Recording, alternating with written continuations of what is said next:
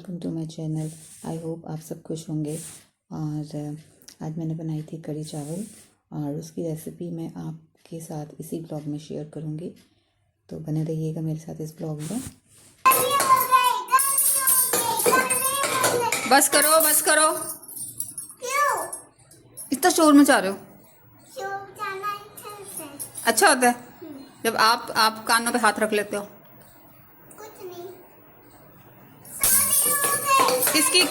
किसकी होगी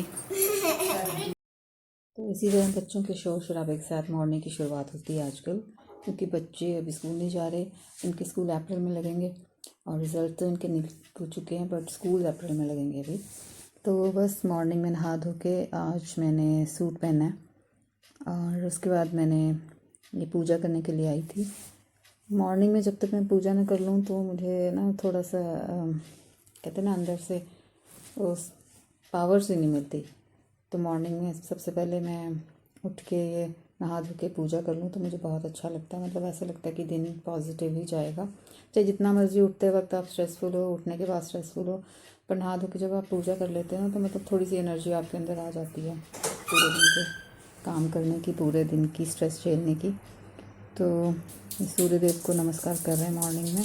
मैं तो इसी तरह करती हूँ, सबके अपने अपना तरीका होता है। मैं यहाँ से मतलब यहाँ इस तरफ से सूर्य देव के दर्शन होते हैं तो मॉर्निंग में मैं यहाँ ही जल जो है चढ़ाती हूँ और थोड़ी देर जाप करूँगी। और उसके बाद फिर आज मैं ब्रेकफास्ट तो मैंने करवा दिया बच्चों को वैसे मॉर्निंग में।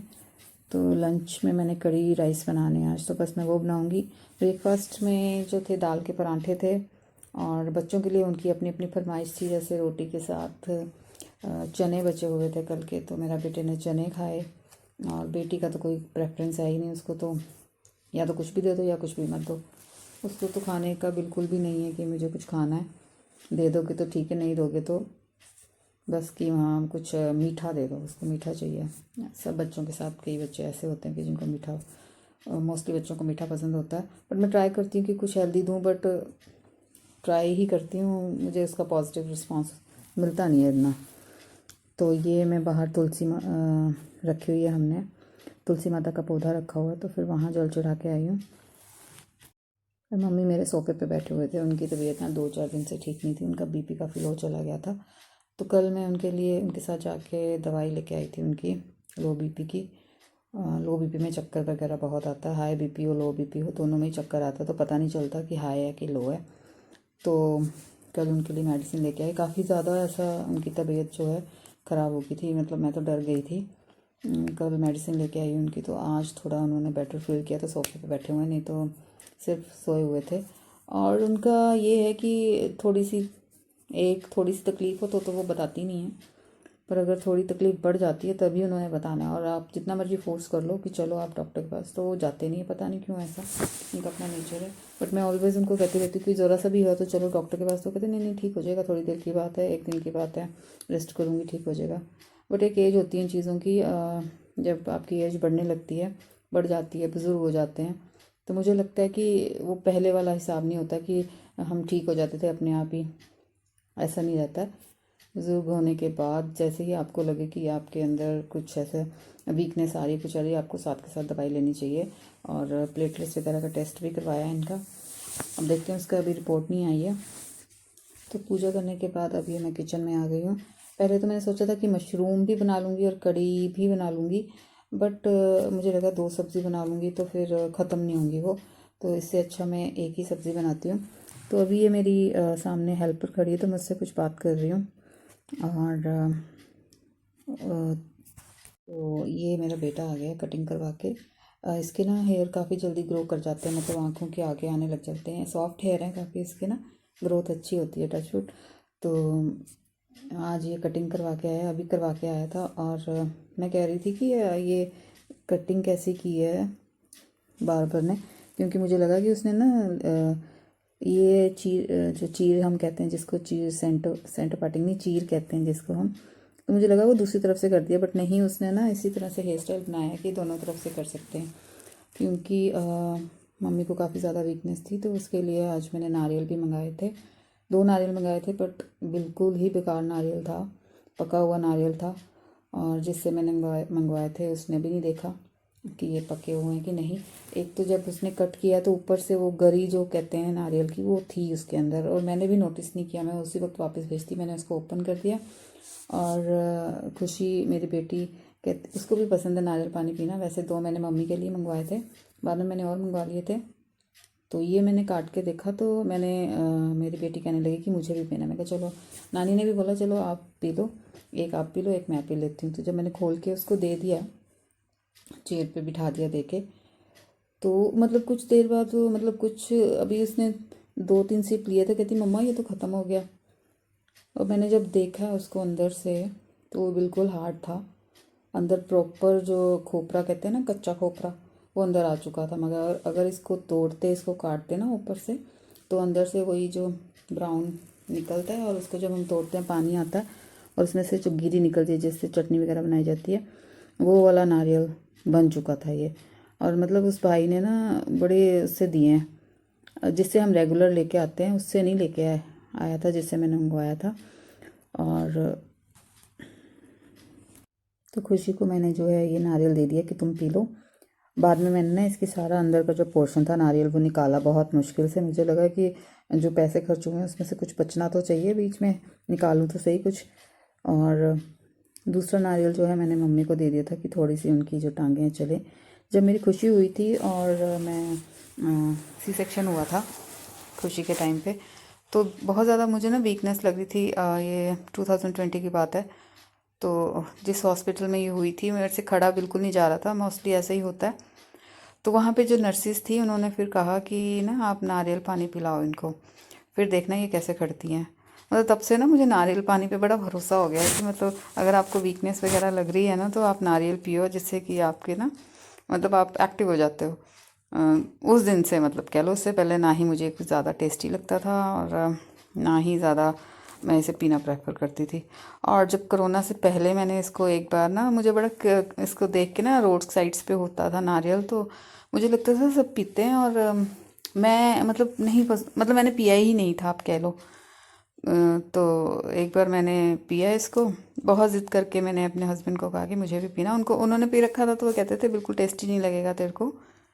फिर भी मैंने कहा नहीं नहीं मुझे पीना है तो आप मुझे ले दो। तो उन्होंने मुझे लेके दिया। जब मैंने पिया तो मुझे बिल्कुल टेस्टी नहीं लगा, तो और मैंने यही कहा कि दोबारा तो मैं नहीं पीने वाली हूँ इसको। मतलब कोशिश मतलब क्यों पीऊँगी, अगर मुझे कोई ड्रिंक पीना है, ठंडा ड्रिंक पीना है, नींबू पानी पी लूँगी, नारियल पानी नहीं पीऊँगी।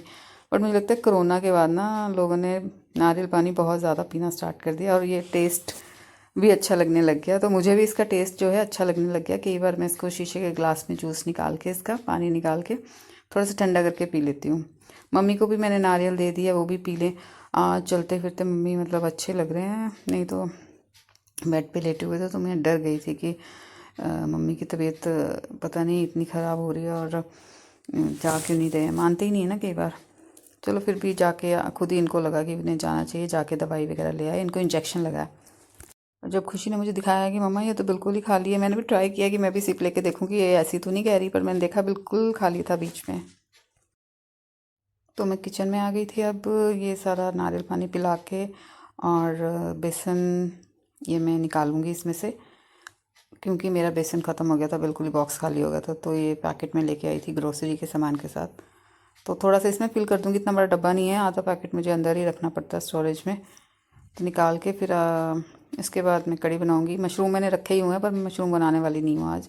मैंने सोच रखा था दोनों ही बनाऊँगी। मुझे ना कड़ी इतनी सबको पसंद है, लेकिन जितने मुझे मशरूम पसंद है उतनी मुझे कड़ी अब अच्छी नहीं लगती, क्योंकि ज़्यादा खट्टा ना मुझसे खाया नहीं जाता है, मेरा गला ख़राब हो जाता है। दोपहर को अगर मैं कड़ी खा लूँ तो ठीक है, मैं शाम को या रात को खाना बिल्कुल प्रेफर नहीं करती कड़ी, क्योंकि इससे मेरा थोड़ा गला ख़राब हो जाता है। बेसन का बॉक्स अंदर रख देते हैं और उसके बाद मैं क्या करती हूँ, कई बार कड़ी में बनाती हूँ जिसमें मैं दही और बेसन दोनों ही पहले ही मिक्स कर लेती हूँ, और कई बार मैं क्या करती हूँ कि बेसन को अलग से एक घोल बनाती हूँ और तड़के में उसको बेसन के घोल को डालने के बाद फिर मैं उसमें लस्सी और दही जो भी होता है वो डालती हूँ, फेंटा हुआ दही और लस्सी। तो आज मेरे पास दही है तो मैंने सोचा है कि दही में ही बेसन मिक्स करके वो मतलब पहले उसको मिक्स कर दूँगी बेसन को साथ में, उसको मैं तड़के में नहीं डालूँगी बेसन को। तो ये दही मेरे पास एक पैकेट पड़ा था ½ kg का, ये थोड़ा सा यूज़ कर लिया था। और उसमें मैं अब थोड़ा सा बेसन मिक्स करके अराउंड 2-3 स्पून्स मैं इसमें मिक्स करूँगी। मैं थोड़ा पतला पसंद करती हूँ क्योंकि इसमें पकौड़े डलेंगे, पकौड़े भी बनाऊँगी। और अगर आप पकौड़े डाल रहे हो कढ़ी में तो कढ़ी जो है थोड़ी सी थिन होनी चाहिए, ज़्यादा गाढ़ी कढ़ी नहीं होनी चाहिए। तो उसके लिए आपको बेसन थोड़ा कम डालना चाहिए। तो मैं अंदाजे से जो है 2.5 चम्मच, जो बड़ा 2.5 चम्मच होता है वो मैं इस बेसन डालूँगी इसमें। ज़्यादा बेसन नहीं डालूँगी क्योंकि जब पकौड़े में ऊपर से डाल दूँगी तो वो बहुत ज़्यादा थिक हो जाती है, फिर आपके प्लेट में या कटोरी में सिर्फ पकौड़े पकौड़े नज़र आते हैं, कढ़ी बिल्कुल नज़र नहीं आती। इसलिए मैंने बेसन थोड़ा सा कम डाला है। और क्वांटिटी भी मुझे ज़्यादा नहीं चाहिए, मैं चाह रही हूँ कि आज के आज ही ख़त्म हो जाए कढ़ी। केवल मतलब कढ़ी वगैरह तो घर पे ज़्यादा बन जाती है। और पहले क्या होता था, जब हम छोटे होते थे आस पड़ोस में हम बांट के भी आते थे। जैसे हमारे घर में कढ़ी बनी है तो मैं अपने फ्रेंड्स वगैरह को मतलब दे देती। मेरी एक फ्रेंड होती थी तो वो हमारे घर से कढ़ी ले जाती थी कि आज कढ़ी बनी, उसी हिसाब से हम कढ़ी बनाते थे ज़्यादा से ज़्यादा। जैसे राजमा बने हैं, नॉनवेज बना है, कढ़ी बनी है, और ये चीज़ें अगर बनती थी तो हम शेयर ज़रूर करते थे आस पड़ोस में। तो ये मैंने इसमें थोड़ा सा पानी डाल के इसको विस्क कर लूँगी, इसके साथ विस्कर के साथ। एक साइड पे मैंने उसको विस्क की हुई कढ़ी जो मैंने मिक्सचर बनाया था वो रख दिया। और ये मैंने जो तड़के में डालना है सामान वो मैंने रख लिया। खड़े मसाले रख लिए, लौंग, छोटी इलायची, जावित्री, और ये दालचीनी, तेज़पत्ता, सूखी लाल मिर्च। और इस बार ना मैं प्याज बहुत छोटे छोटे लेके आई थी। ये ऐसे बल्ब की तरह प्याज है, मुझे लगता है ये वो प्याज हैं जो लोग खेतों में दोबारा से प्याज लगाने के लिए यूज़ करते हैं। मैं इसलिए ये छोटे प्याज लेके आई कि हमारे घर में ना प्याज ज़्यादा नहीं खाया जाता है। जैसे कि बच्चों का जो अगर कुछ बन रहा है, कोई सब्ज़ी बनती है तो थोड़ी बनती है, मम्मी और मेरी ज़्यादातर बनती है, तो उसमें हम प्याज ज़्यादा यूज़ नहीं करना होता। और अगर खाना है तो उसके लिए हमें छोटा सा प्याज चाहिए होता है। तो अगर खाने के लिए काटना पड़े तो बड़ा प्याज ज़रा सा काटा जाता है और वो बाकी जो है फेंकना पड़ता है, क्योंकि कटा हुआ प्याज ज़्यादा देर रख के हम यूज़ नहीं करते। और ये जी मैं पकौड़े बनाने वाली हूँ। तो पकौड़े बनाने के लिए बेसन मैंने ले लिया है, कम से कम 1 कटोरी के अराउंड ये बेसन है। उसमें मैंने जिंजर गार्लिक पेस्ट डाला। इसमें मैं डालूँगी सूखी मेथी, कसूरी मेथी जो होती है वो मैंने खुद बनाई थी इस बार, माइक्रोवेव करके उसको रोस्ट किया था तो बहुत अच्छी बनी, उसका कलर बड़ा अच्छा आया। और हल्दी डाल रही हूँ इसमें मैं, थोड़ी सी ये मिर्ची डाली है, ज़ीरा डाला है, और गरम मसाला डाल दिया। नमक अपने स्वाद के अनुसार डालिए आप। और उसके बाद धनिया और कस्तूरी मेथी डाल दूँगी। पहले मैंने सोचा था धनिया नहीं डालूँगी, लेकिन धनिया काफ़ी ज़्यादा पड़ा और कल मैं मंडी जाऊँगी तो वहाँ से मैं थोड़ा धनिया लेके आऊँगी, क्योंकि मंडी जो है वीकली लगती है और धनिया जो है ख़त्म होने वाला है। तो जो थोड़ा बचा मैं कहा आज यूज़ कर लेते हैं, कल मैं लेके आऊँगी। तो ये कस्तूरी मेथी डाल दी है और इसका कलर देखो बिल्कुल ग्रीन कलर है। कस्तूरी मेथी का कलर जो हम मार्केट से लेके आते हैं वो थोड़ा ब्राउनिश सा और ग्रीनिश सा मिक्स कलर होता है, बट ये बिल्कुल ग्रीन ग्रीन सी है। ये मैंने खुद ही रोस्ट की थी। और इसको कर देंगे मिक्स। और इसमें मैं बाद में धनिया भी काटूंगी। इसमें थोड़ा थोड़ा पानी डाल के इसका मैं मिक्सचर बना लूँगी, ज़्यादा थिक भी नहीं होगा। अगर आपको फ्लफ़ी चाहिए पकौड़े तो आप काफ़ी देर तक इसको विस्क करना पड़ता है, अच्छे से विस्क कीजिए। और अगर आपके पास टाइम कम है तो थोड़ा सा पिंच ऑफ कहते हैं ना बेकिंग सोडा डाल लीजिए इसके अंदर, तो बहुत अच्छे फ्लफ़ी पकौड़े बनते हैं। तो ऐसे हम मिक्स कर लेंगे इसको। तो कढ़ी बनाने के लिए सारे मसाले रेडी हो गए हैं। प्याज लंबा लंबा काट लिया था, थोड़ा उसमें काट के मैंने लहसुन डाला है, कड़ी पत्ता रखा है, अदरक लहसुन और हरी मिर्च को मैंने कूट लिया अच्छे से। मसाले रखे हैं धनिया पाउडर, ज़ीरा पाउडर, हल्दी, देगी लाल मिर्च, नमक और गरम मसाला। खड़े मसाले मैंने आपको पहले ही बता दिए थे, तेज़पत्ता, सूखी लाल मिर्च, जावित्री, दालचीनी, बड़ी इलायची, लौंग, ये सब मैंने यूज़ किए हैं। और ये प्याज में ही मैं थोड़ा सा ये सूखी जो मेथी होती है, मेथी दाना होता है, वो डाल दूँगी। ज़्यादा देर नहीं भूनूंगी, पहले नहीं डालूंगी ज़ीरे के साथ क्योंकि कड़वा हो जाता है, अगर ज़ीरे के साथ डाल दूँ जल जाएगी। तो पकौड़ों में मैं सरसों का तेल यूज़ कर रही हूँ, तो अच्छे से गर्म हो गया था। मस्टर्ड ऑयल हमेशा ही अच्छे से गर्म करना चाहिए, जब इसमें धुआं निकलने लगे यानी कि आपका तेल जो है अच्छे से पक गया है, इसमें जो सारी स्मेल है वो निकल जाएगी। तो आप देख सकते हैं कि इसमें मैं धनिया भी डाल चुकी हूँ। धनिया के बिना तो ये पकौड़े बिल्कुल अच्छे नहीं लगेंगे, मुझे अच्छे नहीं लगते, मेरे बच्चे को भी अच्छे नहीं लगते, इसलिए मैंने धनिया भी इसमें डाल दिया। और यकीन मानिए बहुत ही टेस्टी बने थे। इस तरह से आप वैसे भी बना के देखेंगे ना पकौड़े तो बहुत ही ज़्यादा टेस्टी बनेंगे। तो ये मैं पकौड़े जो हैं थोड़े छोटे छोटे बनाती हूँ, ज़्यादा बड़े नहीं, बड़े बड़े साइज़ के नहीं बनाती, मुझे छोटे छोटे पकौड़ियाँ पसंद हैं। तो ये मैंने इसमें डाल दिए हैं। आँच जो है मीडियम टू हाई मैंने करती हूँ, बीच बीच में स्लो कर देती हूँ, बीच बीच में हाई कर देती हूँ, ताकि बीच का जो बेसन है वो भी पक जाए। क्योंकि अगर बहुत ही ज़्यादा आप हाई रखोगे तो पकौड़ा जो है बाहर से तो पक जाएगा, अंदर से अच्छा नहीं लगेगा।